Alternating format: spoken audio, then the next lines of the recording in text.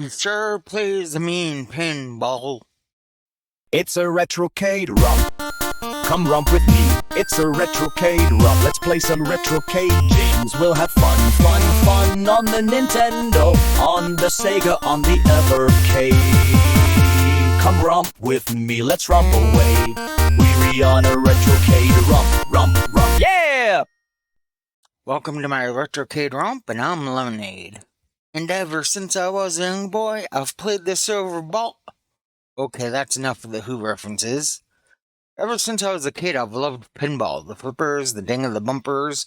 My favorite table is Black Knight 2000, which I would play at the mall's local Dream Machine arcade.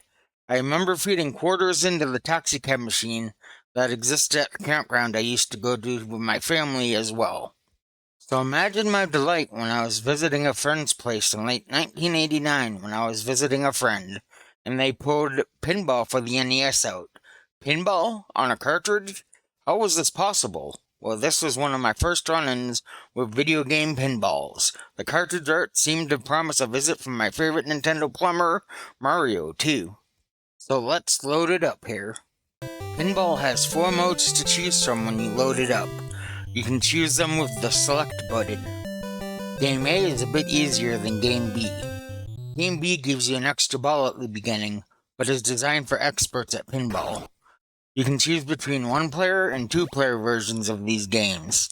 2-player games are hot seat, meaning you'll be passing the controller back and forth between turns when you're playing with that second person. When you enter a game, the controls are simple. The B button will let you draw that plunger back and send the ball into the field. When the ball is in play, the buttons on the right control the right flipper, and the control pad controls the left flipper. The table is made up of 3 parts. The manual calls them scenes, but they're just the upper and lower and secret parts of the virtual pinball machine at play here. The upper part contains a bumper, a block post that moves back and forth, and some ramps. The lower part contains some playing card spinners, egg spinners, and some ramps. It's possible to get back to the upper part. There's also a third, secret stage of Mario sliding a platform back and forth in order to knock the ball to save Pauline from the entrapped upper portion. Much like a breakout-styled game.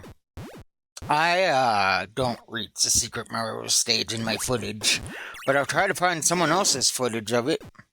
As you can see, I'm pretty horrible at the game. I still thoroughly enjoy it as one of my earliest gaming memories on an NES. I mean, it's pinball on the NES, partially by HAL Laboratories and partially by Nintendo R&D 1.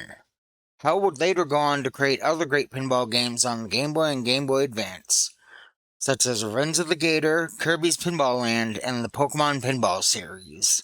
So a great Nintendo pinball game, a little simple, no theme to it other than it's pinball, does detract a little from it, I admit. And the developer would go on to making other great pinball games with sillier and greater theming. Was this their first pinball effort? I don't know. But I think it is, and it's great to see where they started out, or at least started to bud if this wasn't their first effort. I love virtual pinball, so it probably won't be the last review you see from me on the subject, but it is the last you'll see of me in this review. Come join me on my next romp. Hey, thanks for visiting my channel. If you liked what you saw, consider leaving a like and subscribing. Leave a comment below if you want. I'd love to hear from you. Thanks again. Lemonade out.